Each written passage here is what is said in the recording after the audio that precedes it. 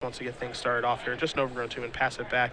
Nestico, you see black-white mid-range, Orzhov mid-range, however you want to classify it. A deck that's been picking up a little bit here as he has Pack Rat on turn number 2.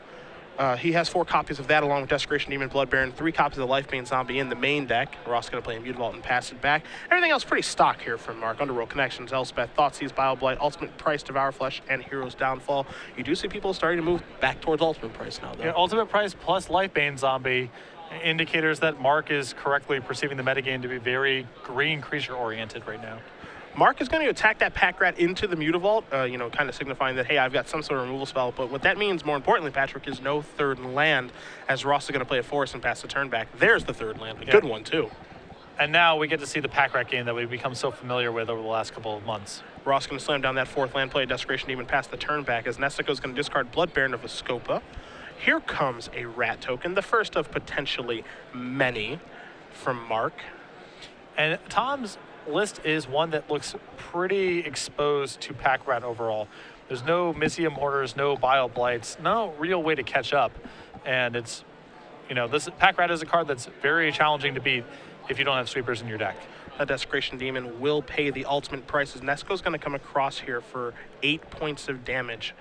3 from each Pack Rat, 2 from the Mutavault. So a healthy attack there. Ross immediately underneath the gun, and this looks like a couple months ago. We've seen this song and dance before, certainly. And Nestico with more removal spells left over in his hand. It appears another Devour Flesh and another Hero's Downfall, so he can answer cards like Desecration Demon or even Vraska.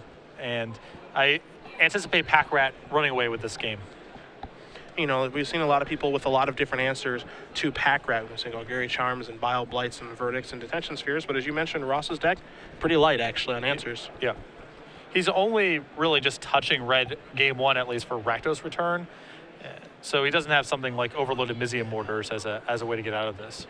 Ross with another copy of Desecration Demon, one of the cards that's traditionally actually pretty poor in the Mono Black Mirror against Mono Black Devotion or Orzhov midranges. We do see here Nestico with the Devour Flesh in the grip right now.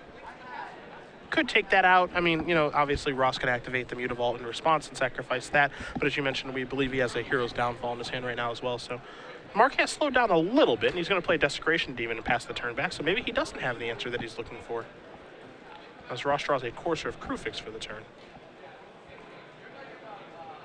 I think there is some risk to this line from Mark. We know, in practice, not really, because Tom doesn't have an out, but he is potentially opening himself up here to Bile Blight, which he could have kind of shut the door on by just making a rat. But Mark's still firmly in control here. Yeah, if he makes a rat and leaves the Mutavault up, he can make him into 4/4s, and then he's good to go. As Ross is going to reveal one of his 3 main deck Gary Charms. A little surprising to see it be that number, but it's obviously working out pretty well for him so far, sitting at 3-0. As you do see a look there at Mark Nestico. Florida player has made the trip up here. We don't, unfortunately, get to come down to that area all that much, but when we were in Orlando, he was there too, playing some Magic, as we're going to see a second Thoughtseize here from him, once to get an idea of what's in Ross's hand before he moves forward.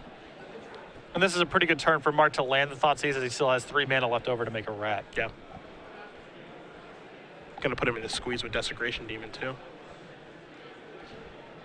You see Ross is thinking about responding, and if he does, how he wants to do so. Looks like he has a Hero's Downfall at the ready here.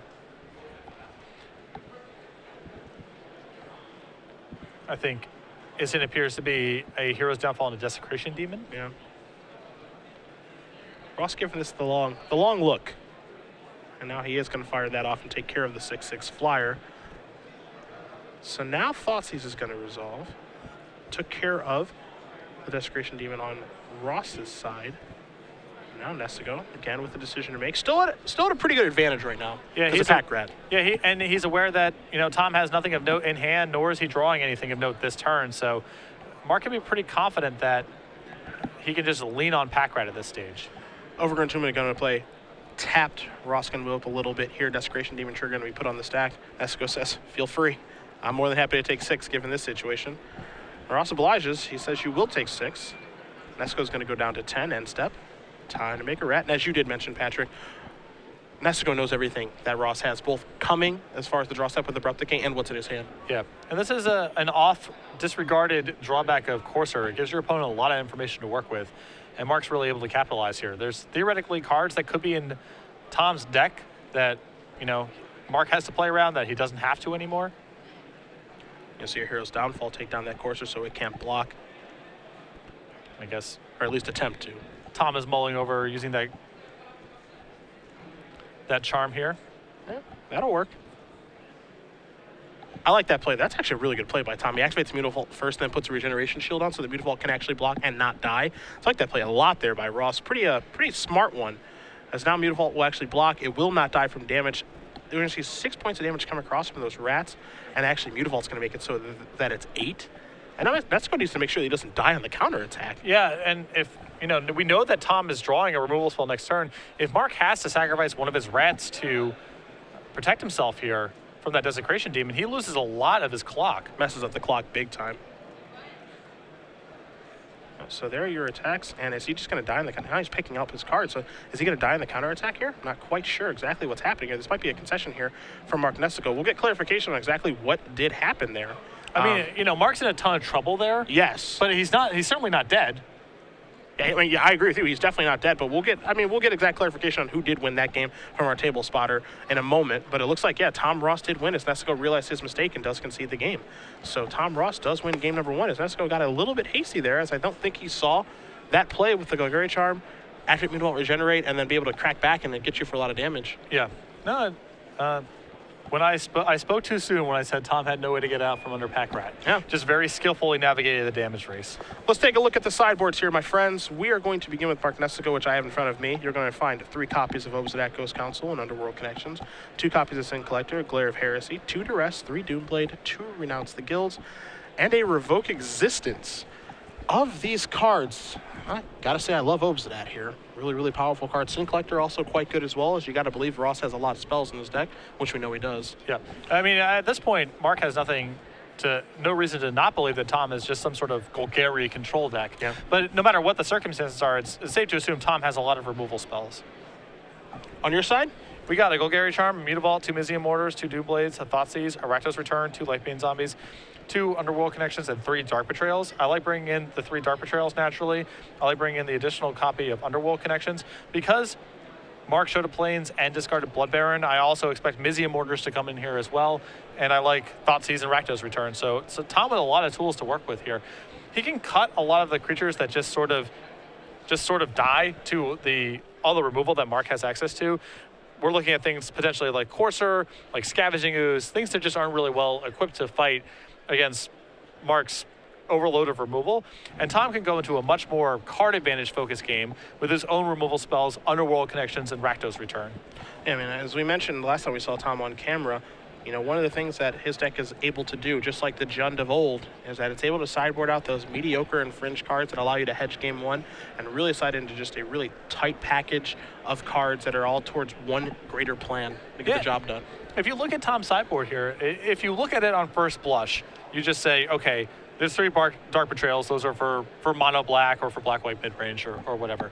But there's also just a lot of 1 and 2 ofs that he can bring in to have a total package of a really efficient removal and card advantage oriented deck.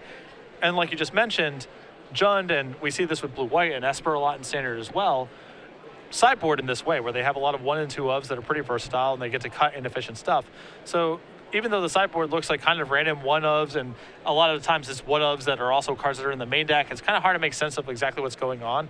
It's all about trying to get your deck to be as streamlined as possible in the post-board games. And Tom has, looking at this, upwards of 10 cards I feel he could reasonably bring in this matchup, even though only the Dark Betrayals on first blush are cards you would look at and say, well, this is for mono black. Yeah. Definitely agree with you there. As we do see both players finishing up sideboarding, I do want to thank you guys at home for watching. Cedric Phillips, Patrick Sullivan, Star City Games Open Series here in Atlanta. At SCG Live, hashtag SCGATL for your tweets all weekend long as we make it through our standard open here.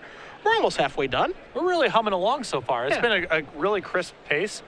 Star City is really good at running events, and this is, as funny as it sounds, 580 is on the small side for standard open. So the turnover's been really fast so far. Yeah, given what we saw last week in our 3rd largest standard open ever in St. Louis, definitely got to give a shout out to all those players yet again for showing up last week and making the tournament an absolute blast. But we are here in Atlanta watching Mark Nestico and Tom Ross battle here. Going to be really interesting to see what the results look like in the top 8 and top 16 decks of the standard portion of this tournament, given what we saw last weekend, which was complete and utter dominance by Green Red Monsters. Yeah. Mark, always the company man with the new Panda sleeves. Are those actually just available for sale on the website, or are those an OP? Available for sale on the website. You can get the bundles, just the sleeves itself, dice bag, deck box, playmat, all of that stuff. You can also get them in any of the open series that we come to as well. They are very popular, unsurprisingly. Everyone loves pandas. I think if you had the Venn diagram of people who like to play Magic and people who like animatronic-looking cute animals, there would be a lot of overlap between those two. You can put me right in There's there. a lot of cross-section between those two demographics. So. Simple and easy. Just more brilliant marketing by Star City Games. And to be fair, I love pandas. I love turtles. Yeah. I love penguins. I'm just a child at heart. I just want to play my video games and be left alone. That's all. Maybe even a little Pokemon. I never really was in that scene, though.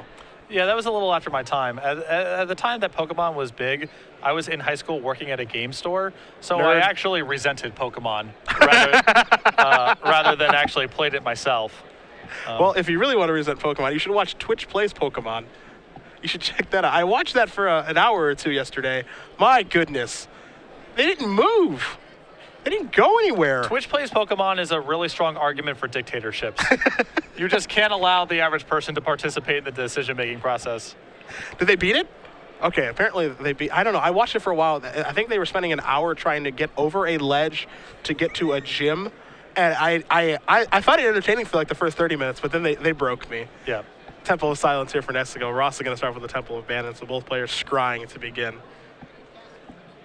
There are a lot of people watching and playing it, though. I got to give them that. Yeah, it is popular. Yes.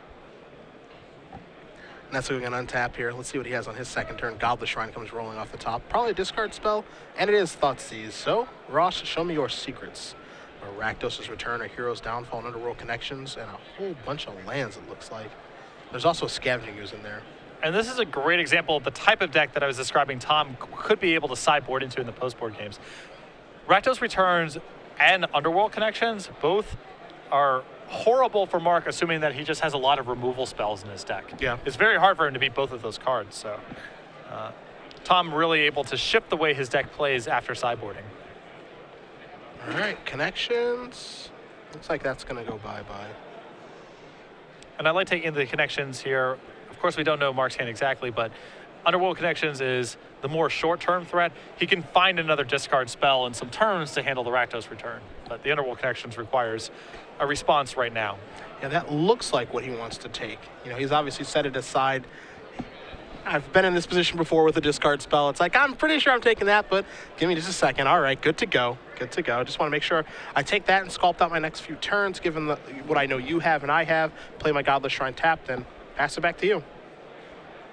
Ross draws a Desecration Demon. Not a card you oftentimes see left in. It's just Scavenging Ooze against, you know, black decks. I think that if I was in Tom's seat, I would be trying to cut creatures like Courser and Ooze first because of the threat of Lifebane Zombie, and you see Mark actually has one here. All the creatures are pretty fungible. They're likely to just kind of die when they show up. Sure. It's about attritioning out the removal spells. So I would just err on the side of trying to make his Lifebane Zombies less efficient. So there's the 3-1, the hoser, as it were. Sees that Ross picked up a Desecration Demon, picked up a Swamp this turn. That's what Ross wants to do on this turn. He could very easily just kill the Lifebane Zombie with the Hero's Downfall in his hand. He's going to attack here, offering up the trade. Nestico says decline, respectively. I think that if Tom's going to do that, he's certainly not going to do it right now. He might as well wait one more turn to get a little more information. That's fair. He doesn't want to afford- overvalue the Ooze, I guess. Do you block there for Nestico? You're just okay taking the 2? I think you're happy to trade 3 for 2. And again, Tom's probably sideboarded into a very removal-heavy deck based on what that Thoughtseize shows. You actually might be the beatdown in the post-board games. You may have to be the more aggressive party. Nestico plays 4th land after attacking for 3. Ross is at 17. You see Mark at 16. And now Nestico is going to, of course, play Desecration Demon that he knows is going to die. Now Tom is going to play Desecration Demon of his own very quickly here. Attack with Scavenging Ooze, get in for 2.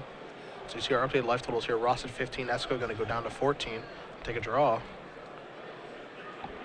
So Nestico has an answer. It looks like he has at least one. And we know that, you know, Mark's deck has a lot of 5-mana haymakers here between Obsidat and Bloodbearing. It doesn't appear that he has a 5th land. Okay, that's like the flashpoint. You see Hero's Downfall going to take care of the demon. attack here, and now there's a Rakdos return. There goes the entire grip. Hoodalally. Yep, that's a good Magic card. So here we go. Now we're going to play a little bit of top decking. As you mentioned, 5 mana is the kind of the flashpoint here. You see Blood Baron got discarded, and now he has drawn the 5th land. Mutavault, going to fire you up, get in for 5. But this is part of the power of Scavenging Ooze and the fact that it can gain a little bit of life while still dealing a whole bunch of damage. Yeah, and Tom, this is about as 101 as Tom's game plan can really go here. He's traded mana and turns, both players kind of bouncing off of each other a little bit, and then setting up that big Rakdos returns, which is just an enormous swing.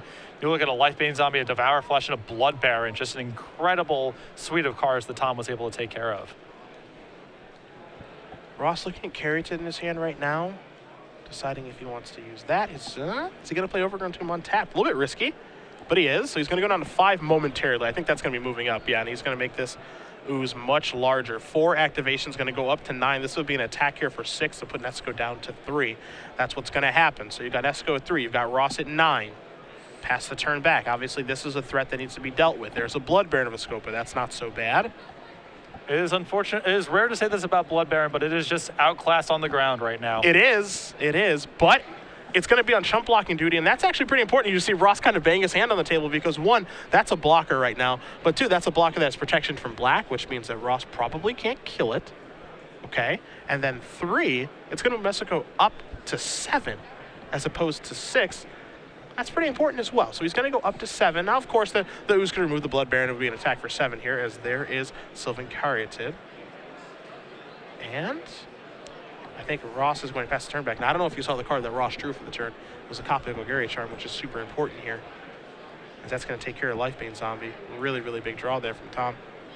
Dark Betrayal also hanging out in Tom's hand as well. Oh, yeah, so he's got that Lifebane Zombie covered. Nestico looking at Mutavault, drew an Underworld Connections for the turn, trying to figure out exactly what he's supposed to do. I really like the way that Tom's deck is set up here after sideboarding. As do I. It's just, it feels very surgical. See Nestico realizing that he's in a tough situation right now. He says, all right, let me start by attacking with this for 3. There's Dark Betrayal. Get that thing out of here. Follow-up play. There's Underworld Connections. He says, all right, let me remove that really quick. Remove that as well with Scavenging. So Ross is going to go up to 8, and that Ooze is going to become an 8/8. Nestico, of course, sitting at 7. So we're looking at a lethal attack here. Here's an attack, there's an activate, and a block, and a tap to draw a card. Nestico's going to go down to 6. So we'll see if he can find some sort of answer to the Scavenging Ooze. And the wow, I'm with you. He's going to show 2 lands. Ross has Golgari Charm to be able to regenerate. Yeah. Whatever removal spell Nestico would peel off of the top, and that's going to do it. So, Tom Ross, you are 4-0, giving Mark Nestico his first defeat in a battle between Star City Games columnist. But I am with you, my friend. I do like the configuration of Ross's deck after sideboard, and I'll tell you what, Golgari Charm has looked very good for him so far. Yeah, it's been really flexible in these games, you know, and the once he has an opening, then he can hold up regeneration as a regeneration trick. Yes. It's very rare that you see Scavenging Ooze run away with a game against Mono Black or against Orzhov or what have you, because there's a ton of removal spells. Usually Scavenging Ooze just shows up and kind of dies. But since Tom is able to sort of play this game of, you know, I can Thoughtseize,